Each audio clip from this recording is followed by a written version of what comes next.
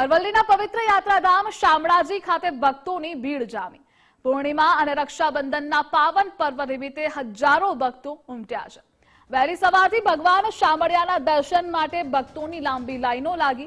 મોટી સંખ્યામાં ભક્તોએ ભગવાનને રાખડી પણ અર્પણ કરી હતી। તો બીજી તરફ આ પાવન અવસરે ભગવાનના નિજ મંદિરને ફૂલોથી તેમજ ભગવાન કાળિયા ઠાકોરને વિશેષ શણગાર કરાયા। ત્યારે દિવસ દરમિયાન હજારો ભક્તો ભગવાનના દર્શન કરી ધન્યતા અનુભવી। તેમજ ભગવાન શામળાજી પણ ભક્તોની લાવેલી રક્ષાના તાતણે બંધાયા। ભગવાનની કેસરી ધરીને વાઘા ધરાવવામાં આવ્યા છે। ત્યારબાદ રક્ષાબંધન એટલે કે રાખડી બાંધવાનું શુભ મુહૂર્ત બપોરે 2:15 વાગે એટલે કે ઉથાપનમાં છે।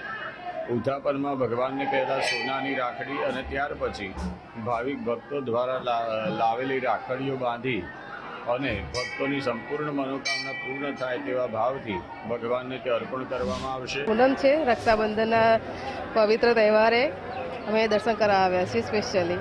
હવે અહીંથી અમે ભાઈને રાખડી બાંધવા જઈશું એના સારી આવડતા માટે। આજે શ્રાવણ સુદ પૂર્ણિમા અને રક્ષાબંધનના પાવન અવસરે યાત્રાધામ શામળાજી ખાતે વહેલી સવારથી જ મોટી સંખ્યામાં ભક્તો ઉમટી રહ્યા છે। હાલ અત્યારે આપણે યાત્રાધામ શામળાજી ખાતે છીએ। દ્રશ્યોમાં આપ જોઈ શકો છો કે વહેલી સવારથી જ ભગવાન શામળિયાના દર્શન માટે મોટી સંખ્યામાં ભક્તો અહીં લાઈનોમાં જોડાઈ ચૂક્યા છે।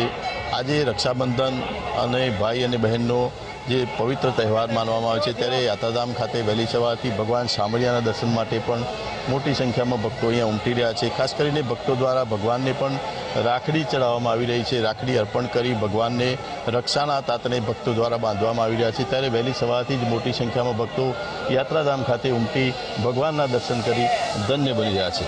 વિપુલ રાણા, ગુજરાત ફર્સ્ટ, અરવલ્લી।